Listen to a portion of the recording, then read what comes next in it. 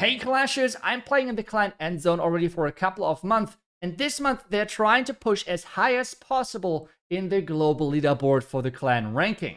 They were already able to achieve the rank 1 for a short amount of time, but they're trying to push as far as possible for the end of the season. So I thought, let's just try and watch some of their live attacks and as well maybe some of their replays and learn from the best different strategies. So let's dive in. Okay, we have our first attacker. Let's jump in and watch. He just started his legend attack, so obviously he's otherwise quite high. And I mean, no big surprise, but we see those core wizard towers, which is a nice thing for other strategies, but at the same time, for fireball attacks, it means that you're typically getting less value, because otherwise, those type of defenses are far on the outside, and instead, you could hit other defenses, more relevant defenses within the core. But let's see how he's going to handle this.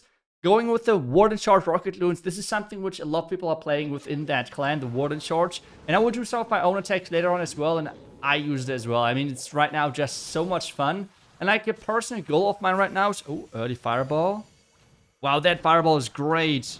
Oh no, he could have taken all of that out with the earthquake as well, but that's something which I do a lot of times as well. But what I wanted to say, that's something which I'm striving for right now as well, just to become a really good fireball attacker, because I feel like being able to execute the strategy is not easy, especially not consistently. So that's something which I'm thriving for currently, but let's see how good this is going to work. Taking down the wizard tower right there, going slowly and approaching now all of those different key defenses, which he already damaged with the earthquake and with the fireball earlier on. And he is right now opting into the lock launcher, surprisingly. Let's see how he's going to do that.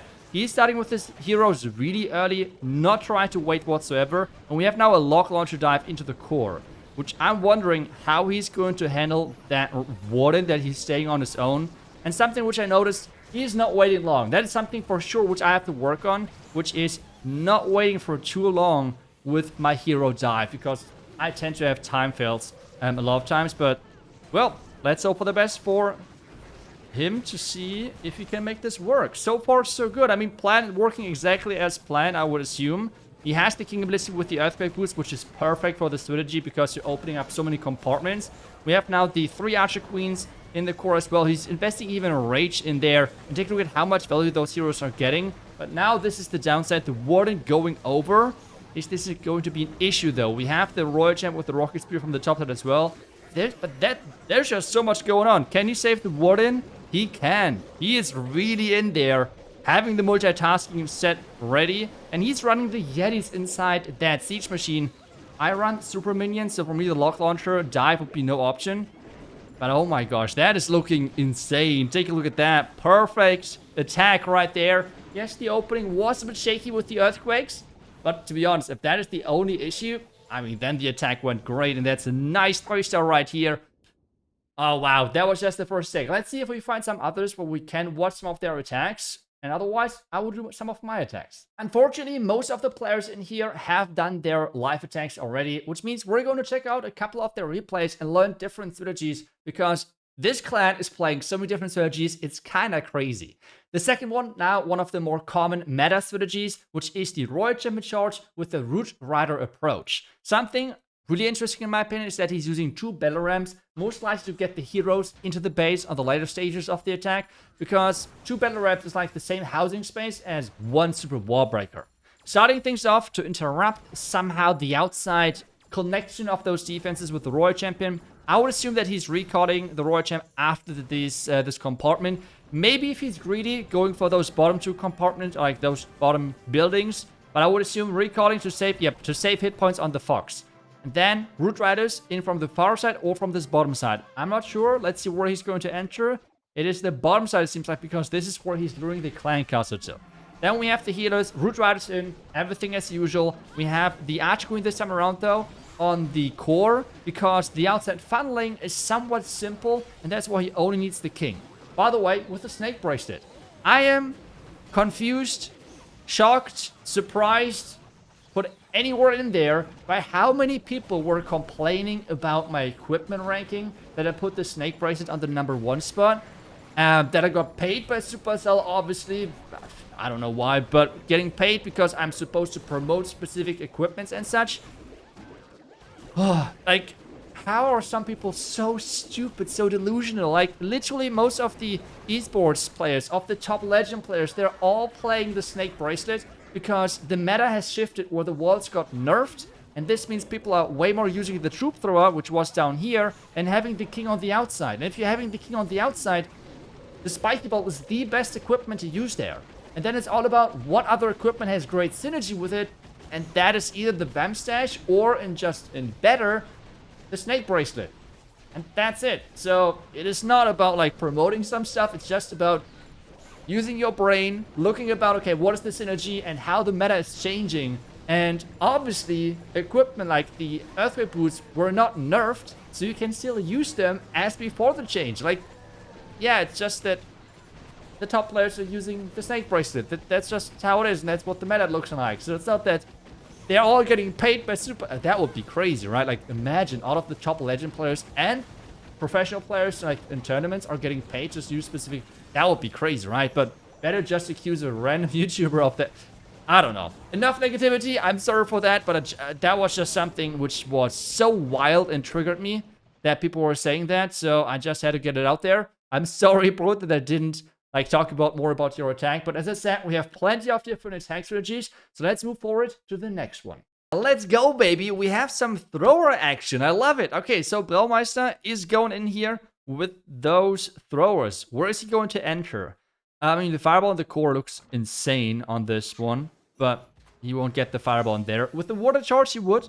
But he's just... Oh, interesting. So he's... Okay, so he's saying, okay, I want to save one of those invis spells. Because of that, he's not going with the fireball for the Inferno Tower. Instead, he's just going for the Multi-Touch Tower. Saving one of the invis spells with that. But still getting a solid funnel, right? So, yeah, you always have to think about what is the investment versus what you're getting out of it. And he feels like that this is good enough. Now setting up the pathing and the funneling. Let's quickly check the equipments. We have the Hog Rider puppet. Again, like, not everyone is having every equipment max. So you always have to think about your options. And yes, I would personally say the Rocket Spear is just better than the Hog Rider puppet currently. But again, not everyone has the Rocket Spear maxed. Then for the Warden, we have the Fireball. Level 24 is good enough for this strategy. Then we have the Queen, classic as well, but no max equipments here. And then we have the Spiky Ball with the Earthquake Boots. And again, this is the important thing here. If you're putting the Siege Barracks on the outside, use the King then into the main push with the Earthquake Boots. If you use the Troop Thrower with your main push, then use the King with the Snake Bracelet on the outside. Both are valid options. That's the important thing here. Just use this based on whatever you have upgraded. Now, throwers are pushing into the core. We have that King going crazy in there. He's going to use the jump. So he's trying to have the ability as late as possible on the Town Hall. The ability unfortunately getting forced, but still, that is completely fine because the core is open anyways. And those throwers, they have a high enough range to reach that Town Hall. Those compartments are set up so the Archer Queen cannot reach into those compartments, but the throwers have a bigger range than the Archer Queen. Roychem from the far right side with the Hot Rider puppet. She's totally safe. And we have the throwers just going crazy in the core. This is a beautiful attack. Oh my gosh, that is looking amazing. Let's go. He even has plenty of spells left to swag. That was a clean attack right here. I mean, I just love people using throwers. I think that's a really underrated strategy, which has a lot of potential. And I think that was just a perfect showcase. And this is the cool thing. Those guys are using so many different strategies. So let's keep moving. I don't care about my own attacks right now. We can do that in a separate video. This video is all about the clan and what they can show us. Let's go. We have the Broom Witches as well. So Bropat is using that with the Royal Champion charge. And oh no, I'm seeing it already. Why is he running the revive? Oh, I'm getting triggered. Why using the revives? I mean, it's at this point like a running gank. I mean, I just don't like the spell. I feel like it's always better to use something different. You're always getting more out of something different. But this spell makes the attack, I guess, easier, which then is the main reason why people are using it. But for me, it's always trying to have more power is better than making things easier. But hey, that's just my approach, right? And that's just coming from an ex-pro player, so I can totally see where this mindset might be not the most healthy or not the best or something. But at this point, it's just a meme for myself that I just don't like the spell. But for him right now, the Royal Champion charge to get back to the attack is looking amazing. He has to freeze those Ice Golems. Yep, so he's getting more value out of his Royal Champion. And so far, the entire core is gone. But he still has those 2 wizard towers in there, which you're trying to typically take care of. He's now having the Phoenix, so he doesn't need to revive. And as well, what hero is he going to revive? I guess it's like a plan B spell, where he could use it on the Royal Champion. Or as well, because you're using the Phoenix on the Royal Champion, he could possibly use it as well for the Minion Prince. Because with this attack strategy, or the Warden by the way, with this attack strategy, those heroes can go down quickly if they are defending, I don't know, skeleton traps, black mines hitting them somehow, or defending headhunters or such. So you have this plan B. But, I mean, on this attack, the base is done anyway. So he could just whack that spell, not gonna lie. The Royal Champion charge already took down the entire base. He's going to revive the Royal Champion now at this point, because all other heroes are alive anyways. So, yeah, really nice attack by him. Completely demolishing this base. I mean, it wasn't even close. But that's like the sad truth right now in the game. If you're capable of doing a Royal Champion charge, it doesn't matter what you're playing. You always are better off using that Royal Champion charge for any strategy right now in the game, which is sad. I mean, the clone broom witches, they're working, they're strong, they're insane, they're simple. But again, if you want to just go for strength, the Royal Champion charge is always better. That's how it is. I mean, that's just the state of the game right now. But great attack. Next Praetorian. Let's continue our journey of looking and watching those different attacks. And if we're talking about high legends, there is one strategy which we should never forget, and that is the Royal Champion charge with the Dragon Riders. Cedric was one of the earliest players to use this from the German community. He used this way before the Dragon Riders were buffed, and he is just crazy with those Royal Champion charges. I have not watched the attack just yet, but just knowing from having him already on the channel in the previous month with this strategy, he typically gets crazy, like just a mind-blowing value with the Royal Champion charge. So that's something which I'm looking forward to here, and see how much he will get this time around. Just trying to push as far as possible into the base, and then having the Dragon Riders to follow up and clear things out. The reason why people like to bring the Dragon Riders nowadays and switch away from the dragons is overall the attacks are different to use, I guess. The main difference here is that with dragons, you have to keep them under control, have to keep them inside the base.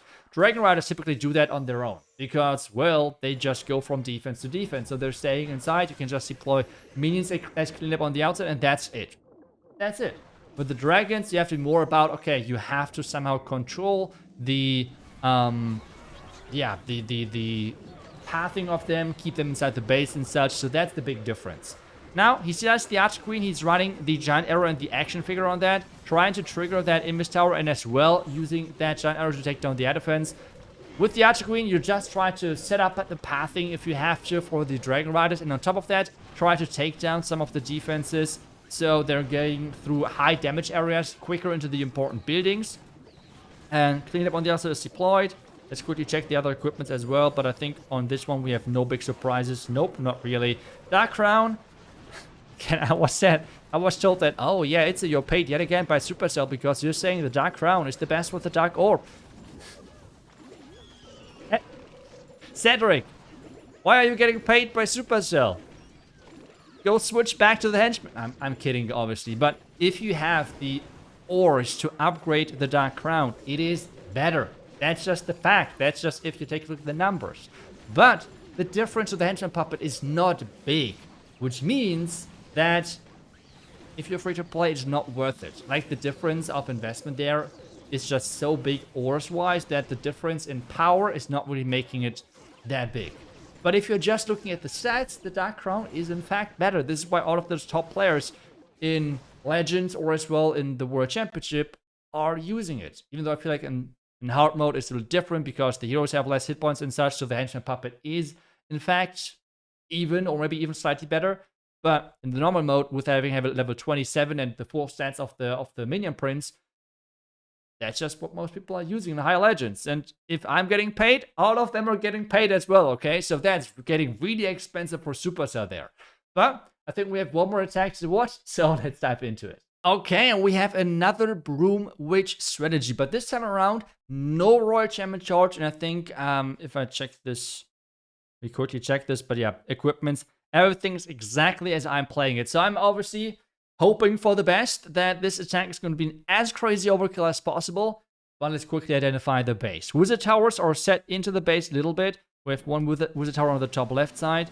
We have those 2 wizard towers, and that's already off the wizard tower. So 3 of them, kind of all of them are like in the second row, or like a little bit deeper inside the base. Not too far, to be honest, but I think that's like the best placement for wizard towers. The reason for that is if you put all of them into the center, one clone broom witch is going to take all of them out. Like, it's super simple. So yeah, let's see. We have the invis spell, which is getting triggered. We have now 2 of those wizard towers left. He's going in with 2 of those broom witches and a clone. Yep, he is watching my videos because that's what I did as well. I mean, that's just how you play the strategy. Do not use the clones for your main push. Use like 1 to 2 of those broom witches if you have to take down a further inside wizard tower, and lose like 1 to 2 clones. The clones are not as needed for the main push. It's even more important that you have regular broom witches over there. So that's like the main thing. And yeah, if you're wondering, that's kind of how we approach those bases. But on this one, black mines are getting triggered. We have the minion prince ability, and this base is just completely getting demolished. Great attack. I mean, I'm proud. I mean, I want to say that this is my strategy, right? Because everything, every troop, spell, everything is the same. So really nice attack. Makes me proud that I helped here, at least a little bit. But overall, amazing attack. Getting that X3 star in here. And this is already the last attack. But as well, if you are wondering, because I'm getting quite a few questions about that, to be honest, like every season with the Clan War League and such, because I'm often playing with the end zone guys. I'm not getting paid or anything because, yeah, I've seen the questions a lot. And as you know, I'm always super transparent when it comes down to the money which I make with pushing or with the Clan War League. I always share that. In videos for that. With endzone, I know the leader, like Shepard. He's a real life friend of mine. So yeah, I have some of the players in here within the German community, like Cedric, which I know for a long time. I know Alösa, like for a really long time. I have plenty of players in here, which I know for big part of my class journey, I think. So just fun for me, like playing with them together, pushing with them this season together. Or actually, for me right now, I'm more practicing because I want to maybe push a bit more next season. But this season is like a warm-up season, if that makes sense. And again, my personal journey or like goal right now is just to become as good with Warden Charge Rocket Loons as possible. This is why I'm trying right now a ton of different approaches as well, with Angry Jelly on the Warden, Sneezy on the Warden, without the Ice Block, with the Minion Prince, without the Minion Prince. Like, just trying around, see what fits the best for me. And this right now is what I'm using. But again, I will eventually make another video about this strategy and share what I have learned and such. And yeah, that's right now something which I'm personally working for, or like working on, I guess, is on improving for me the Warden charges, because I want to become a pretty good Warden charge attacker, because for me that strategy is fun. But yep, that's pretty much it. If you are looking for a new clan, by the way, Endzone is one of the biggest clan families out there currently. Not just for like German, but they're as well having some of the international clans. By now, I think they're having 25 clans within their clan family, over 700 players within there, which is crazy to manage out of that. But yeah, I mean, I will put the link down below in the description if you're looking for a clan for, I don't know. But yeah, hope you enjoyed the video. And as well, let me know if you want to see more videos like this in the future, where we're just taking a look at some different attack strategies of top players and hopefully learn 1 or 2 more things of them. Otherwise, thank you so much for watching for the video. I will see you guys back tomorrow with the next class video. Until then, see ya and bye-bye.